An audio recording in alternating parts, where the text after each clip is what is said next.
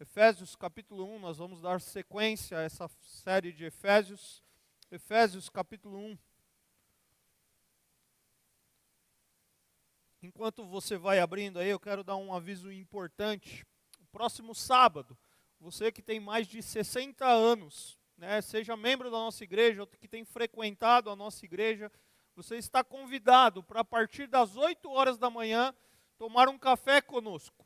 Então, você que é homem ou mulher e tem 60 anos de idade ou mais, está convidado para no próximo sábado, às 8 horas da manhã, estar aqui tomando um café conosco. E aí eu queria pedir algumas atenções.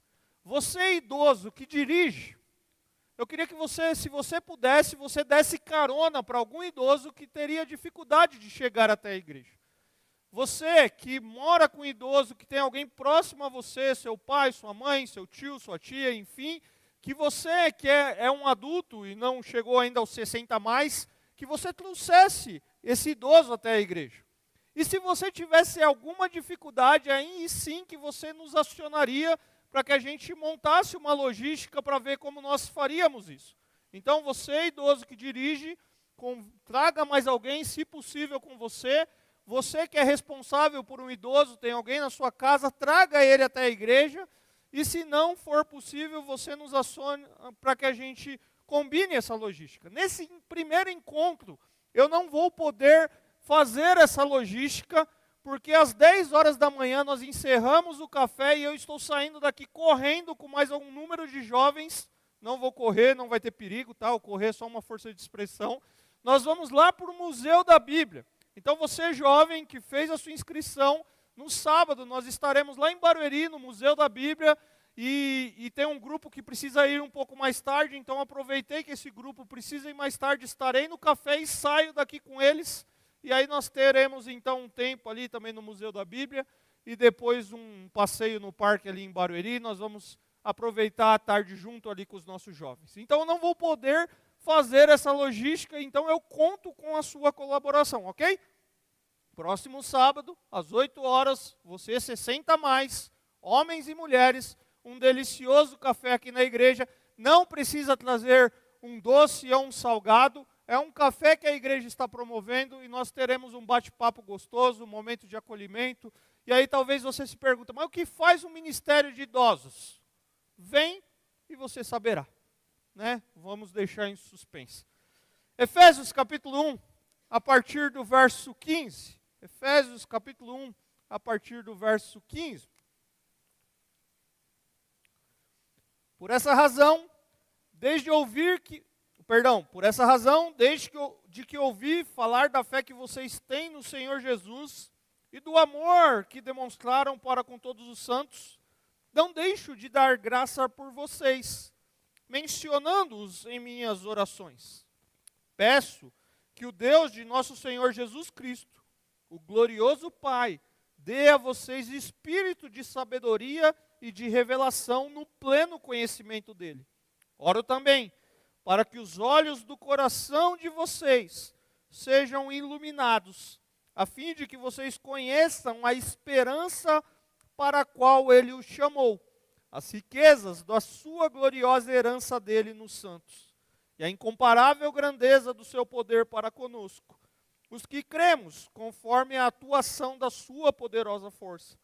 Esse poder ele exerceu em Cristo, ressuscitando-os dos mortos e fazendo-os assentar-se à sua direita nas regiões celestiais, muito acima de todo governo e autoridade, poder e domínio e de todo nome que se possa mencionar, não apenas nessa era, mas também na era que há de vir. Deus colocou todas as coisas debaixo de seus pés e o designou cabeça de todas as coisas para a igreja, que é o seu corpo, a plenitude daquele que enche todas as coisas em toda e qualquer circunstância. Vamos orar mais uma vez. Pai, abra os nossos olhos para que possamos ouvir ao Senhor e vejamos a grandiosidade do poder da Tua palavra. Tira dos nossos olhos tudo aquilo que nos impede de ver a grandiosidade da tua palavra, mas também abra os nossos ouvidos para que possamos ouvir a sua voz através da exposição da tua palavra. Que o teu Santo Espírito fale conosco. Nós queremos ouvir o Senhor. Nós queremos ouvir a tua voz. É assim que nós oramos. Em nome de Jesus. Amém. Como eu disse a semana passada, Paulo normalmente, nas suas cartas, depois da saudação, ele apresenta uma ação de graças. Ele faz uma ação de graça introdutória pelos destinatários da carta, mas em Efésios, particularmente, ele inverte essa ordem. Ele faz a saudação, ele apresenta um cântico de louvor por aquilo que Deus fez pelo crente, e agora é a ação de graças, ou agora a ação de graças e a oração. Depois de nos levar para antes da criação de tudo, antes da fundação do mundo, para a mente de Deus, para a eternidade, de demonstrar a trindade ativa na salvação do homem, o Pai, Deus elegendo, planejando a obra da nossa salvação, o Filho, Jesus redimindo, pagando por ela, o Espírito Santo selando, aplicando ela em nossos corações, depois de exaltar a Deus por ter nos abençoado em Cristo, e depois de dizer por 3 vezes que devemos viver para o louvor da glória de sua graça, Paulo agora revela à igreja de Éfeso que tem orado por eles. Depois de toda essa introdução, como nós vimos nas 2 primeiras mensagens, Paulo agora diz para eles: eu tenho orado por vocês. Por isso que nós lemos lá no verso 15, por essa razão, desde que ouvi falar da fé que vocês têm no Senhor Jesus e do amor que demonstraram para com todos os santos, não deixo de dar graças por vocês, mencionando-os em minhas orações. Paulo, ele começa aqui com uma expressão por essa razão, ou seja, tendo em vista todos os benefícios espirituais que Deus concedeu aos crentes, desde o momento em que vocês ouviram e creram no Evangelho, desde que vocês foram selados com o Espírito Santo, eu tenho motivos agora para agradecer. Eu tenho motivos para fazer uma oração de gratidão a Deus pela vida de vocês. E ele segue dizendo que tinha ouvido a respeito da fé. Ele segue dizendo que tinha ouvido a respeito do amor dos efésios. E depois de Paulo ter ouvido acerca deles, ele agradece constantemente pela vida deles. Ele faz uma oração de gratidão. Paulo, nós vimos aqui na introdução dessa série, que Paulo passou um período ali, Paulo participou do processo de fundação dessa igreja, e depois então agora os estudiosos vão colocar um período de 4 a 5 anos, ele recebe notícias dessa igreja, ele está preso, como nós já dissemos, ele recebe notícias dessa igreja, e Paulo diz: eu tenho ouvido falar da fé de vocês. Não só essa fé presente no momento da conversão de vocês, que eu participei, que eu vi, mas a fé que acompanha a sua vida, a fé que você tem demonstrado na sua caminhada de vida cristã, nessa jornada de vida, que é uma jornada de fé, uma atitude contínua, exercida diariamente diante de Deus. Ou seja, eu não só vi vocês se rendendo a Jesus, como eu tenho visto o quanto a fé de vocês tem crescido em Cristo Jesus. E essa fé, ela continua evidente pelas notícias que Paulo havia recebido e pela fidelidade através do amor. Paulo vai dizer não só a fé, mas do amor que demonstravam uns pelos outros. Paulo, em outras palavras, tinha ouvido falar do fruto do evangelho entre eles. O evangelho entre vocês gerou fé, o evangelho entre vocês gerou amor. Paulo, diante desse testemunho de transformação que Deus estava operando na vida daqueles irmãos de Éfeso, ele agradece a Deus em oração pela vida transformada daqueles cristãos. Ele olha e ele fala assim: eu tenho visto e tenho recebido notícia que na vida de vocês, numa dimensão vertical, ou seja, num relacionamento de Deus para com vocês, vocês têm fé no Senhor Jesus, e na dimensão horizontal, num relacionamento entre vocês, vocês têm amor entre vocês.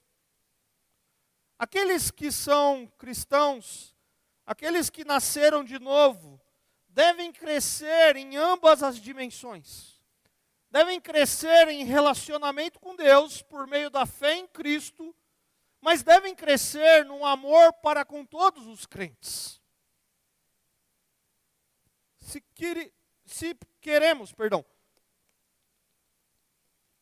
eu juntei duas palavras aqui, eu ia falar, queridos, se queremos fazer parte da igreja, nós precisamos ter fé em Jesus Cristo como nosso Senhor e Salvador, porque a igreja é a comunidade dos que creem, dos que têm fé em Jesus Cristo. E a consequência da nossa fé em Jesus é vivermos o amor em comunidade. Tem gente que chega na igreja e começa e tem a sua jornada pela igreja, mas não se abre para um relacionamento com a igreja. E quando eu estou falando com a igreja, eu não estou falando a estrutura, as paredes, eu estou falando com a igreja, as pessoas. E aí, a gente, na nossa jornada de fé, a gente precisa ser aqueles que escutam, mas também a gente precisa ser aqueles que se abrem, aqueles que crescem, se doam em amor. Nós falamos recentemente sobre ser uma igreja acolhedora, e destacamos que uma igreja acolhedora é, entre outras as coisas, uma igreja que ama. E uma igreja acolhedora, a palavra gera transformação de vida, mas gera um amor autêntico.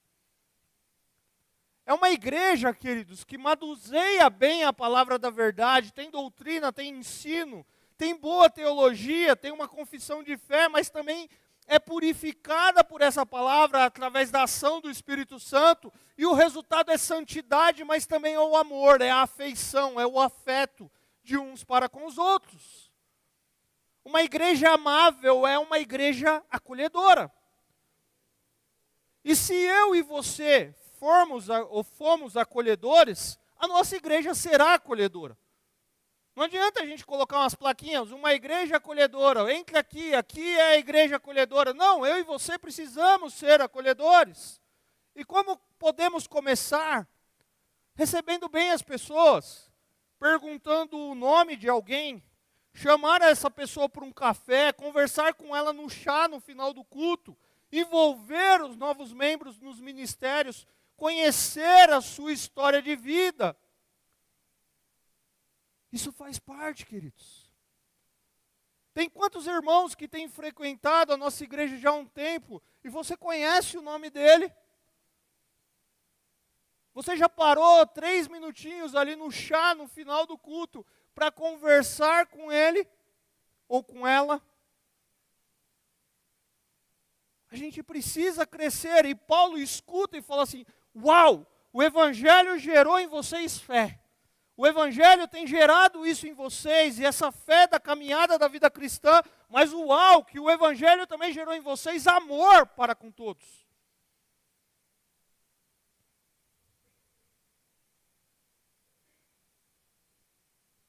Precisamos, como consequência da nossa fé em Jesus, viver o amor em comunidade.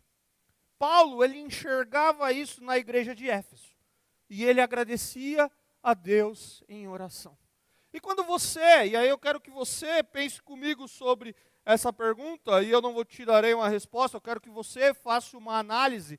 Nós encontramos em nós, de fato, uma igreja que ama, uma igreja que está disposta a se doar para conhecer a história do outro, para passar um tempo com o outro, para se envolver no problema do outro.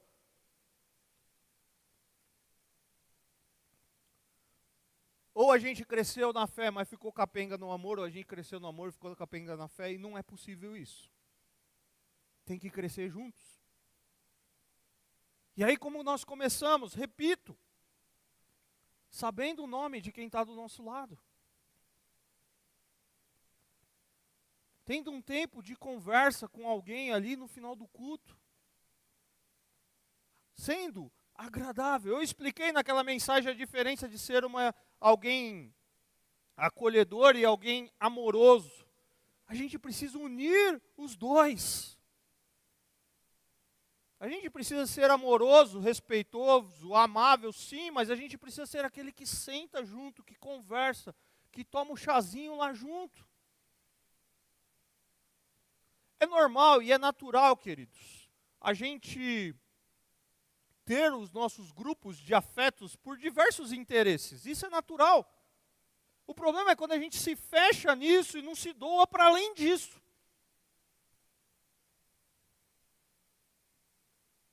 O grupo de afeto e interesse sempre vai existir, em toda a história e sempre existiu. O problema é quando a gente não se abre para além disso. E Paulo olha para aquela igreja e fala, uau, eu agradeço a Deus, porque eu estou vendo que aí em vocês o evangelho chegou. A fé tem crescido, mas vocês são amorosos demais uns para com os outros. Mas a gente vai saber que ao longo, não é aqui a carta de Efésios, alguns anos depois Deus puxou a orelha daquela igreja. Porque qual foi o problema daquela igreja? Perdeu o primeiro amor. Daí há um puxãozinho de orelha da parte do Senhor para aqueles irmãos. Queridos, Paulo, ele olha para aquela igreja, repito, e ele enxerga naquela igreja fé, transformação de vida, eles crescendo na caminhada da vida cristã. E nesse crescimento, amor uns para com os outros. E agora ele pede para que a igreja possa aprofundar-se e mais no conhecimento das verdades eternas. Por isso que ele diz lá no verso 17, peço que o Deus do nosso Senhor Jesus Cristo, o glorioso Pai, lhes dê espírito de sabedoria e de revelação no pleno conhecimento dele. É o Espírito Santo quem nos concede sabedoria e revelação sobre o nosso Senhor Jesus Cristo. O conhecimento de Jesus é fruto da obra do Espírito Santo na vida do coração do crente. Sem o espírito de sabedoria e revelação, a igreja tende a seguir o espírito deste mundo, que é predominantemente oposto ao de Cristo. E olha que interessante, queridos, a gente lê algumas palavras e a gente precisa fazer um exercício, porque Paulo não está falando de buscar revelações ou novas revelações ou outras fontes de conhecimento à parte ou fora das Escrituras. Paulo, ele desejava e ele orava para que eles pudessem desfrutar da maior bênção que alguém poderia experimentar, de conhecer a Deus e de conhecê-lo melhor a cada dia. Ele orava para que o povo pudesse aprofundar-se mais em sabedoria das verdades eternas. Que o povo pudesse aprofundar-se mais em intimidade com Deus, o pleno conhecimento de Cristo. Se aprofundar no que já foi revelado. Nós temos um perigo na nossa caminhada que nós podemos cometer. É o perigo da gente saber muito sobre Deus sem conhecer muito dele. É o perigo da gente saber muitas coisas sobre Deus sem conhecer muito dele. Eu explico quando isso acontece.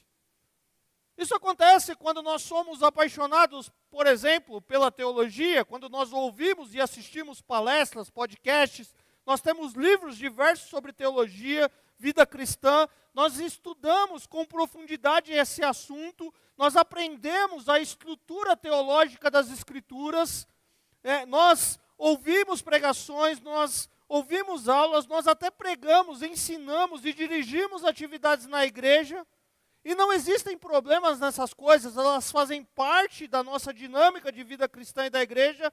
O problema é que essas coisas nos levam a conhecer sobre Deus, ou seja, tem informações sobre Deus, criar hábitos religiosos, mas não necessariamente nos leva a conhecer a Deus. Relacionamento com Ele. Você pode saber muito sobre Deus. Tem muitas pessoas que não são cristãos e sabem muito sobre Deus. Muito. E talvez daria até mesmo uma aula em nós, em alguns assuntos pertinentes à Bíblia. Mas homens e mulheres que conhecem a Deus, fazem essas coisas que eu mencionei anteriormente, mas são pessoas que buscam a Deus em oração. São pessoas que enchem as suas mentes com a palavra de Deus, têm consciência do caráter de Deus, testemunham e vivem como cristão, têm contentamento em Deus, experimentam a paz de Deus, a primeira mensagem dessa série, estão sendo moldados e transformados por Deus. É gente que não só sabe sobre Deus, mas que conhece a Deus. E Paulo ora para que eles de fato conheçam a Deus. Paulo ora e deseja que eles de fato tenham conhecimento desse Deus que se revelou em Cristo. Paulo ora para que Deus conceda à igreja ser plenamente preenchida por Ele, com uma profunda compreensão das realidades da fé, algo que somente o próprio Deus pode conceder. Ele ora para que Deus abrisse os olhos deles para uma visão mais ampla das realidades espirituais, como nós vamos ver aqui a seguir. Tem gente, queridos, e eu quero reforçar isso, que sabe muito sobre Deus, mas não conhece a Deus. E eu já expliquei a diferença entre conhecer muito e se relacionar. A gente precisa não só saber sobre Deus, obviamente a gente precisa conhecer a Deus, o seu caráter, a sua essência, não estou desmerecendo isso, isso precisa, faz parte, mas a gente precisa se relacionar. E relacionamento não é só no domingo. Relacionamento não é só nas atividades promovidas pela igreja. Relacionamento é todo dia. É todo dia. É todo dia. É todos os dias. É você saber. Hoje alguém fez uma pergunta aqui de manhã na assembleia, que eu achei muito interessante, e eu saí pensativo dessa pergunta, né? Porque no meio a gente estava falando sobre alguns modelos aí da nossa gestão de tesouraria, de uma forma mais eletrônica, e alguém perguntou assim, né? E no primeiro momento eu não entendi a pergunta, depois eu entendi, mas quando a gente faz o nosso Pix lá tá dando dízimo, e eu não estou falando sobre dízimo, estou exemplificando aqui, tá dando dízimo lá no aplicativo, você não vai pôr o seu celular aqui no gasofilácio, vai? Não faz sentido nenhum você imprimir o comprovante que nem impressora você tem, faz? Mas quem conhece a Deus, quando está lá num aplicativo, fazendo a transferência do seu dízimo, está adorando a Deus. Entenderam a diferença? Quando você separou, naquele momento, do seu dia, para fazer uma transferência, talvez em meio a outros tantos pagamentos que você fez, mas ali você separou para consagrar a Deus aquilo que você entende, que é uma devolução a Ele, uma prostração em adoração a Ele, ali você é alguém que demonstra conhecer a Deus. É relacionamento, queridos. É quando você ora lá no seu carro, e não tem mais ninguém ouvindo, e você demonstra uma vida de quem de fato se relaciona com Ele. A nossa caminhada precisa disso, e Paulo ora para que eles cresçam nisso, para que eles se relacionem mais com Deus. Vocês já têm as bênçãos, o Espírito Santo selou vocês têm fé, têm amor. Eu oro para que Deus abra o coração, para que vocês experimentem mais disso. Não saiba só sobre, mas viva com Ele. E aí, ele vai dizer também porque ele ora, verso 18. Eu oro também para que os olhos do coração de vocês sejam iluminados, a fim de que vocês conheçam a esperança para a qual Ele os chamou, as riquezas da gloriosa herança dele nos santos.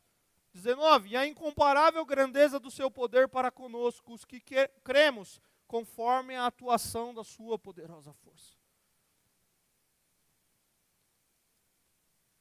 Paulo ele também ora, para que através da iluminação do Espírito Santo, os olhos do coração daqueles irmãos de Efésios vejam algumas realidades, como nós veremos a seguir. Mas antes disso eu preciso abrir um parênteses aqui, né? Porque talvez você vá falando, olhos do coração. Seu coração tem um olho lá? A gente, óbvio que talvez você entenda, mas talvez não. E nem sempre o óbvio é tão óbvio para todo mundo.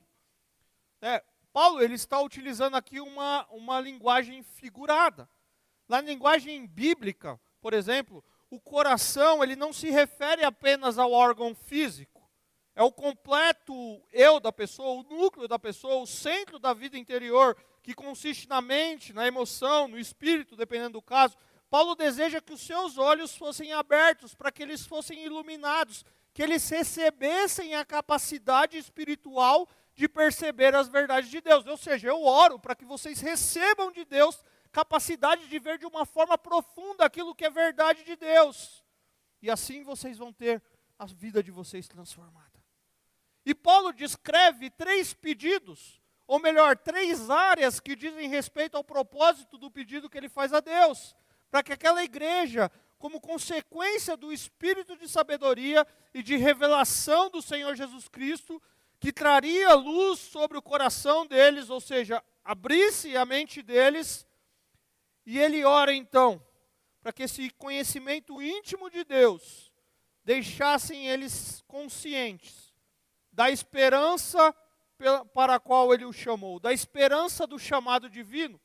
Ele olha para que eles tenham consciência das riquezas da gloriosa herança deles nos santos, da riqueza da glória de herança divina nos santos, da incomparável grandeza do seu poder, da grandeza do seu poder divino em nós.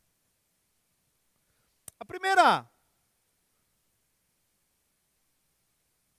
questão, ou ponto que Paulo conhece, ou ora para que eles tenham conhecimento, é a esperança do chamado divino. Esse chamado de Deus, que faziam eles e nos faz lembrar do início da nossa vida cristã. Mas talvez essa pergunta seja para o que Deus nos chamou. Certamente Deus não nos chamou para algo sem sentido ou propósito. John Stott diz, abre aspas, uma frase curta aqui dele, Deus tinha um objetivo quando nos chamou, chamou-nos a alguma coisa e para alguma coisa. Este é o significado da esperança do chamado divino.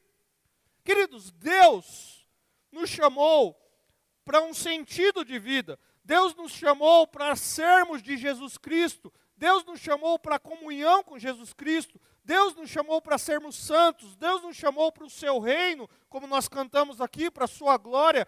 Deus nos chamou para uma nova vida em que conhecemos, amamos, obedecemos e servimos a Cristo, desfrutando da comunhão com Ele e uns com os outros.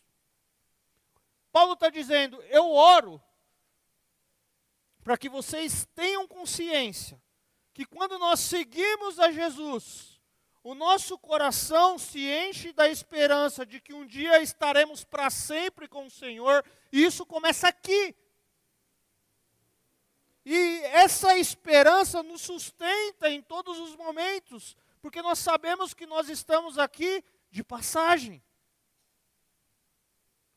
Eu oro para que vocês conheçam a esperança desse chamado, para que vocês tenham certeza dessa salvação, para que vocês entendam o sentido da vida, mas que vocês olhem, como nós veremos agora, para além dessa vida.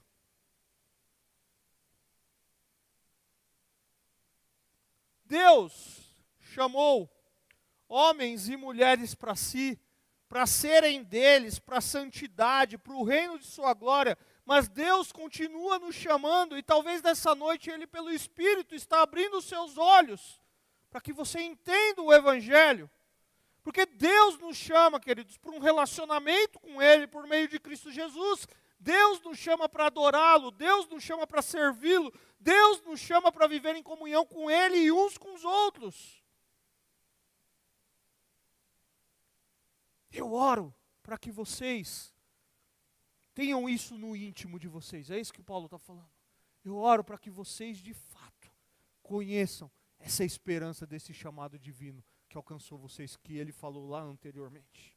Eu oro para que vocês conheçam a riqueza da gloriosa herança divina. Ele ora para que eles conhecessem a Deus intimamente, né? Mas a fim de conhecerem a esperança do chamado divino. E agora o segundo pedido de Paulo é para a riqueza da gloriosa herança divina. Paulo expressa o desejo que os crentes de Éfeso, que todos os crentes em Jesus, compreendam o quão precioso eles são para Deus. E eu explico isso. Nós somos a igreja que Deus comprou com o seu sangue, o sangue do seu amado Filho. Enquanto o chamado divino aponta para o começo da nossa vida cristã, a herança divina aponta para frente, para aquela herança final da qual o Espírito Santo é a garantia. Ali onde talvez nós teremos a herança como consumação da nossa filiação, algo que nós já possuímos em parte, a rica herança, mas nós usufruiremos completamente na glorificação, na presença da glória de Deus. Em outras palavras, queridos, simplificando tudo isso, Paulo ora para que uma vez que os nossos olhos são iluminados, nós passamos a ver a beleza das coisas do porvir, da eternidade, das coisas que não são deste mundo. Paulo ora para que a igreja se lembre de onde ela veio, para que ela se lembre do que Deus fez por ela, mas que ela também se lembre para onde vai. A igreja que tem um dono, que prometeu que jamais nos abandonaria, e que depois do fim dessa jornada nesse mundo, Deus está nos esperando para nos dar boas-vindas em seu lar. Ele ora para que a gente não enxergue só o aqui.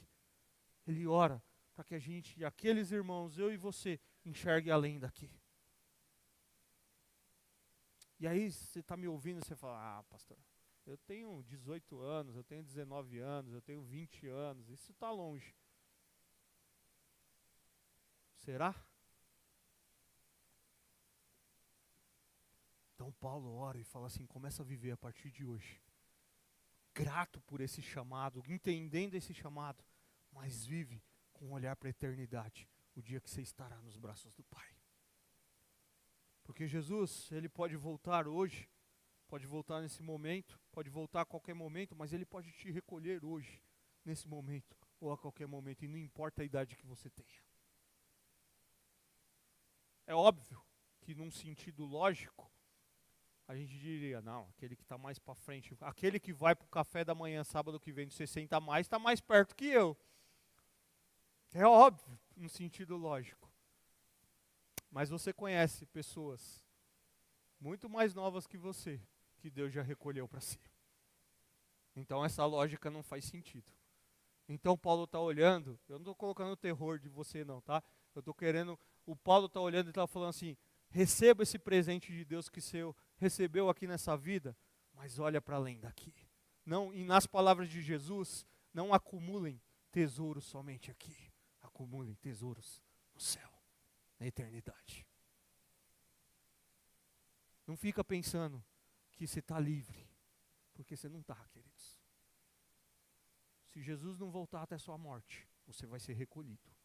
Então, viva a vida aqui, mas com os olhos no dia que você vai receber, como eu disse aqui, estar nos recebendo boas-vindas no lar. Mas Paulo, por último, ora também pela grandeza do poder divino. Paulo orou para que os crentes conhecessem a Deus mais intimamente aqui, a fim de compreender esse Deus, para a esperança produzida pelo chamado do seu povo para si, para o futuro, quando Deus obterá a sua herança da vinda de Cristo. E agora Paulo trata da terceira área, ou seja, do terceiro pedido, a grandeza do seu poder que Deus concede aos crentes, ao poder divino dirigido no tempo presente aos crentes. Paulo, ele deseja que Deus abra os olhos para que eles vejam a grandeza e a maravilha que é o poder do Senhor sobre nós. Paulo ora para que Deus abra os olhos, para que eles vejam, eu e você percebam o poder do Evangelho sobre a nossa vida. O poder de Deus manifestado através da conversão de pessoas. O poder de Deus manifestado na direção das nossas vidas. O poder de Deus manifestado na direção da história, a fim de que o seu plano eterno seja cumprido. E aí olha que interessante, até o 19, Paulo estabeleceu, 18 e 19, o porquê ele ora. E aí ele terminou no terceiro pedido aqui, a grandeza do poder divino, e ele vai explicar do 20 ao 23 o que é a grandeza desse poder. Como Deus exerceu essa grandeza. E vai lá comigo, 20 a 23. Esse poder, que poder? Esse poder do Evangelho, ele exerceu em Cristo, ressuscitando-o dos mortos e fazendo-o assentar à sua direita nas regiões celestiais, muito acima de todo governo e autoridade, poder e domínio, e de todo nome que se possa mencionar, não apenas nesta era, mas também na era que há de vir. Deus colocou todas as coisas debaixo dos seus pés, e o designou como cabeça de todas as coisas para a igreja, que é o seu corpo, a plenitude daquele que enche todas as coisas em toda e qualquer circunstância. O cristão, ele se relaciona com Deus em Cristo e por meio de Cristo. Em Cristo é possível desfrutar do poder divino. Paulo diz que Cristo foi ressuscitado dentre os mortos e por meio desse poder ele já está sentado à direita de Deus, nos lugares celestiais. Deus em Cristo demonstrou seu poder, ressuscitando ele dentre os mortos, e também demonstrou o seu poder fazendo-o assentar à direita de Deus. E ele vai dizer que ele, Jesus, foi colocado em uma posição de superioridade. Esse sempre foi o seu lugar, porque ele é eternamente Deus. E ele foi novamente exaltado depois de ter se humilhado para assumir a nossa humanidade. Ele é o Senhor de tudo, está acima de todo o principado, potestade, poder e domínio. E Paulo então está orando para que os olhos dele, para que o meu e os seus olhos sejam abertos pelo Espírito, para que a gente tenha uma visão de mundo, uma visão de nós mesmos, e acima de tudo, uma visão de Cristo, para o lugar de honra que foi planejado para Jesus, o Senhor. Em outras palavras, Paulo está dizendo assim, o mesmo poder que atuou em Cristo, é o poder que opera em nós, para abrir os olhos de vocês, para que vocês percebam tudo isso. Esse poder que fez de Jesus o Rei dos Reis, Senhor dos Senhores, é o mesmo poder que habita em nós e transforma a nossa história. Esse mesmo Jesus, esse mesmo poder que transformou Jesus, ou melhor, que ressuscitou Jesus, que o fez colocar numa posição de honra, é o poder que opera em nós e tem transformado, ou deveria estar transformando as nossas vidas. E eu oro para que vocês percebam isso. É isso que Paulo está dizendo. Para que vocês percebam que o Jesus é o Senhor sobre todas as coisas. E aí a gente precisa fazer uma pergunta para nós. Ele é o Senhor da nossa vida?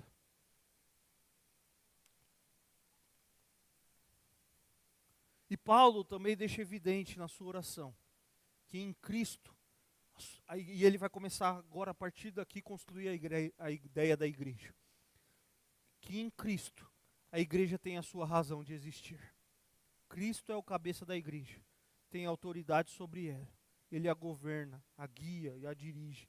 A igreja é o complemento de Cristo. Existe uma relação íntima e união entre igreja e Cristo. Assim como a cabeça e o corpo. A igreja é inteiramente dependente de Cristo. A igreja é a plenitude de Cristo. E aquele que preenche todas as coisas também a preenche. A igreja é a comunidade de Cristo. E é o seu corpo em ação aqui na terra. E a minha segunda pergunta para você, depois de perguntar se Jesus é o Senhor sobre todas as coisas, ou afirmar que Ele é o Senhor sobre todas as coisas, e perguntar se Ele é o Senhor da sua vida, a minha pergunta é, você faz parte da igreja de Jesus? Porque só há uma forma de fazer parte da igreja de Jesus, queridos. Não é esperar a assembleia daqui 1, 2 meses, participar da forma novos membros, isso é parte de uma igreja local, para que a gente venha consciente. Só há uma forma de fazer parte da igreja de Jesus. É por meio de Jesus. É crendo nele. É se rendendo a ele. É ser inserido no corpo.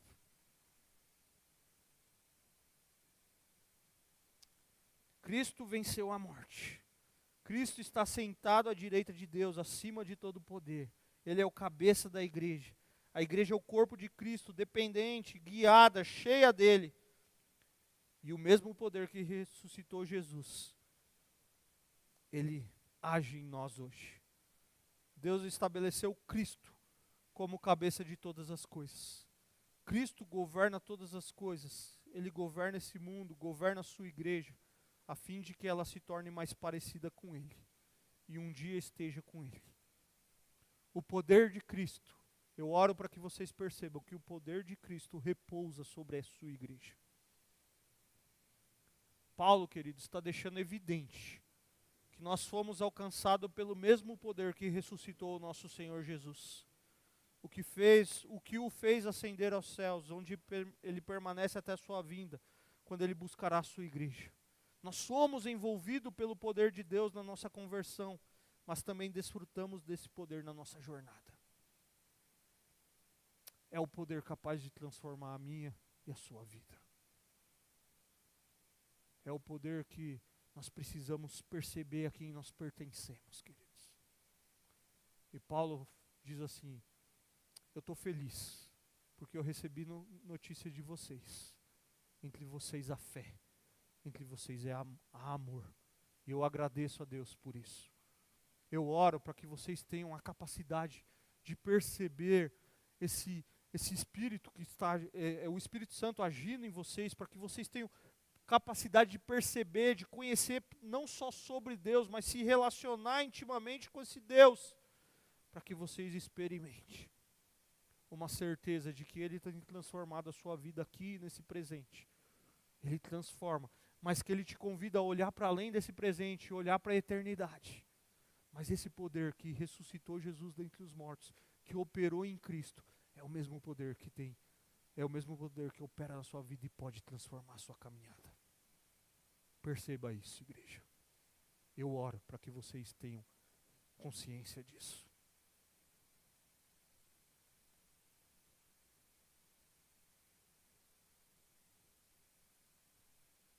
Aquela igreja, e aqui eu começo a caminhar para uma conclusão. Aquela igreja era composta de gente que tinha fé em Jesus e amor por todos os crentes. E a pergunta é: como está a nossa caminhada como igreja? Em relacionamento com Deus e no relacionamento de uns para com os outros. Paulo recebeu notícias. Paulo estava escrevendo para uma igreja, obviamente inspirado por Deus. Mas Deus está presente aqui por meio de Jesus, por meio do seu Espírito. E Ele sonda os nossos corações. E ao sondar os nossos corações, o que Ele encontra nos nossos corações? Paulo orou para que os crentes conhecessem a Deus mais intimamente, a fim de compreender a esperança produzida pelo chamado de Deus para o seu povo, ao futuro, quando Deus obterá sua herança na vinda de Cristo, a grandeza do seu poder que Deus concede aos crentes, ao poder divino, dirigindo no tempo presente a vida dos crentes. Porque Paulo sabia que a melhor bênção que alguém poderia experimentar era conhecer a Deus e conhecê-lo melhor a cada dia. Você pode, e se possível deve, ler a Bíblia. Não, se possível não, você não só pode, você deve. É que eu ia falar do livro e eu pus a Bíblia no meio do caminho. Você deve ler a Bíblia, você pode, se possível, deve ler bons livros de teologia, deve conhecer, se relacionar, não deve se perder em discussões secundárias, e eu repito o que eu falei na aula passada, que tem o seu espaço, mas que às vezes tira de nós a visão daquilo que Deus, a grandiosidade daquilo que Deus fez, e a importância de adorar a Deus por isso. Mas o que Paulo está dizendo de verdade é: faça tudo isso, mas conheça Ele lá no íntimo. Dobra o seu joelho, fala com Ele, escuta Ele, se dobra diante dele. Vem para a igreja. Tenha a percepção que aqui é a reunião do povo dele, ele está presente na reunião do seu povo, que ele nos convoca para adorá-lo. E Paulo nos ensina que não devemos orar apenas por coisas materiais e terrenas. Ele não está dizendo que nós não podemos fazer isso, mas ele está nos ensinando que nós devemos também orar para experimentar os enormes ou o enorme privilégio de conhecer a Deus com mais intimidade e a esperança pelo qual ele nos chamou. E a minha pergunta para você é: como está a sua oração? Como é a sua listinha de oração? Deus, multiplica minhas finanças.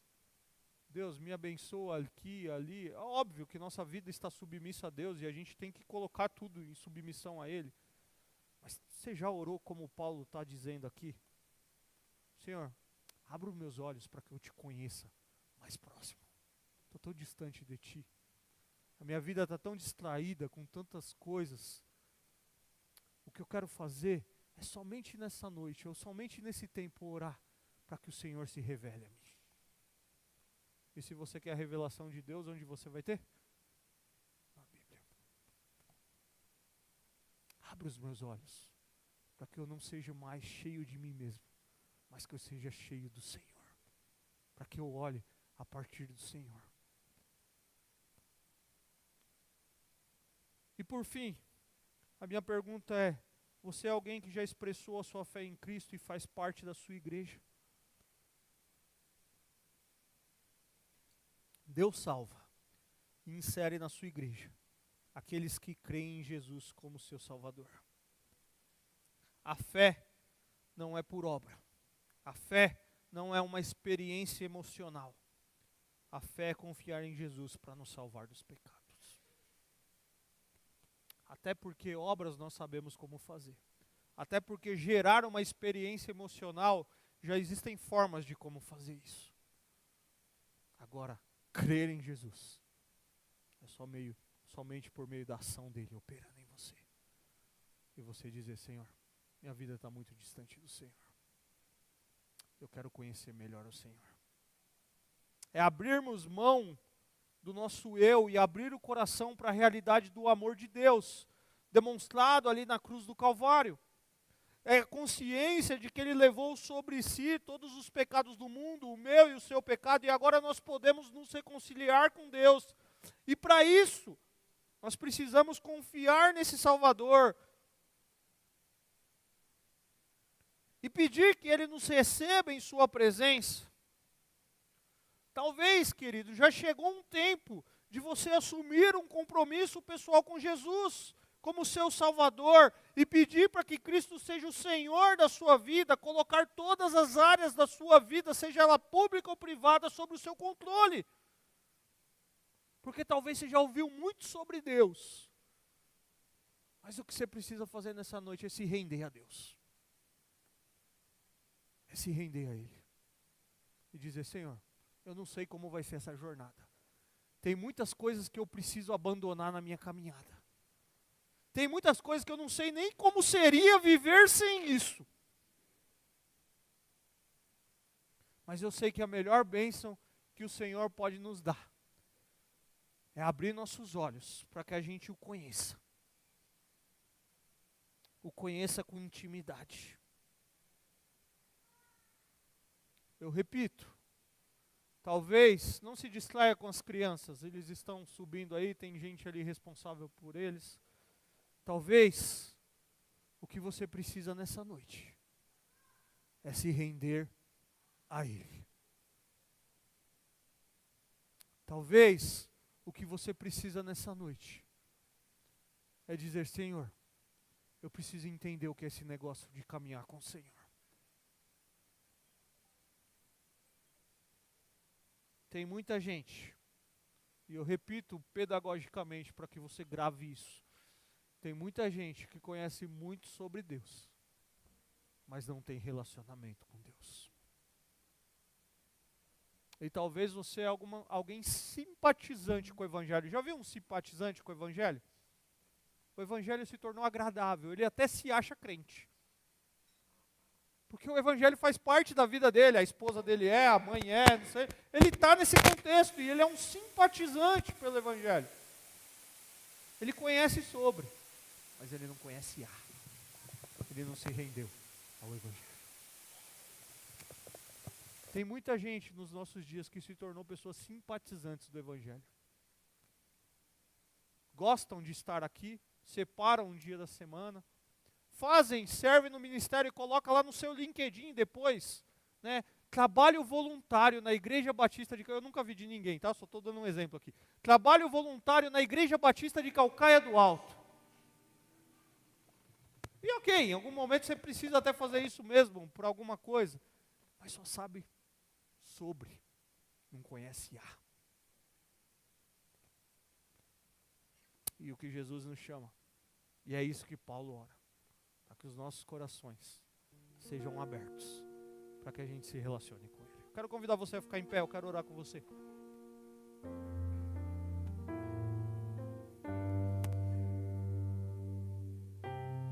Eu não sei como você chegou aqui nessa noite. Mas eu conheço aquele que conhece como você chegou aqui nessa noite. E Ele conhece o mais íntimo do seu coração. E eu repito a pergunta. Fé e obras. Fé e amor. Como está isso na sua vida? Sabedoria, revelação para conhecer as profundezas do Evangelho. Como está isso na sua vida? E o Evangelho já marcou a sua vida? Pai, obrigado pela Tua palavra, Deus. Deus, o Senhor de uma forma soberana, usando a vida do seu servo, apóstolo Paulo, ó Deus, de uma forma que o Senhor estava governando aquilo.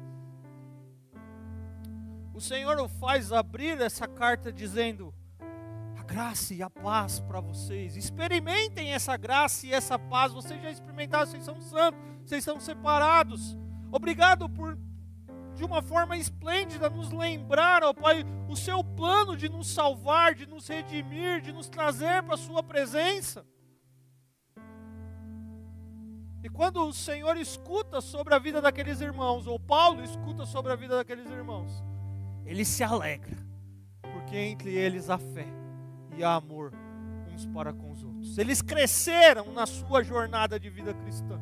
E o Senhor a nos sondar nessa noite, ó Pai.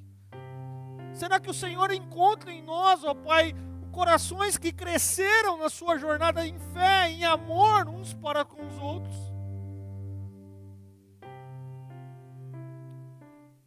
Se o Senhor, ó Pai, nessa noite, falando conosco, encontrar falha em nós, ó Pai, nos corrige, nos exorte, nos ensine a depender do Senhor, para que nós sejamos uma igreja que cresça em fé e em amor uns para com os outros. Se o Evangelho para nós, ó Pai, for apenas participar de uma igreja, for estar alguns dias numa semana dentro de uma igreja, for fazer parte de alguma coisa da igreja, abra os nossos olhos para que a gente perceba a grandeza desse Evangelho que tem poder para nos transformar.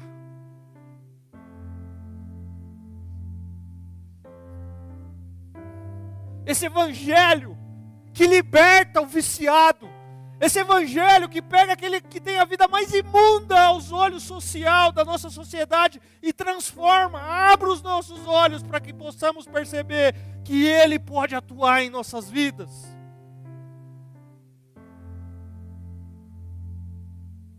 Mas que sejamos aqueles que percebam o Senhor mudando a nossa vida aqui, mas não só mudando aqui, mudando a nossa eternidade. Sabendo que um dia estaremos nos seus braços e seremos recebidos pelo Senhor, não por méritos nossos, como já falamos aqui, mas pela sua graça, pelo seu amor. Sonda o nosso coração nessa noite, recebe a oração do seu povo aqui nessa noite, perdoa pecados, transforma história de vidas, muda a eternidade de vida, porque somente o Senhor tem poder para isso. Desperta pessoas para se relacionarem de uma forma mais próxima com a sua igreja, de se abrirem para com seus irmãos, para que tenham uma intimidade uns com os outros, mas antes de tudo com o Senhor na sua caminhada. Abra os nossos olhos, ó Pai, para que percebamos o Senhor aqui, operando por meio da sua palavra. É assim que nós oramos, agradecidos, em nome de Jesus. Amém.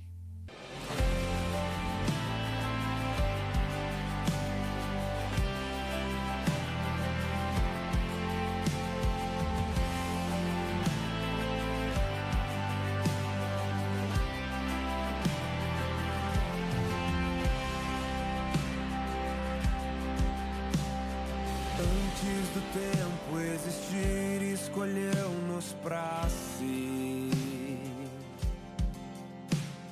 Nos encontrou e por graça Ele nos adotou para a sua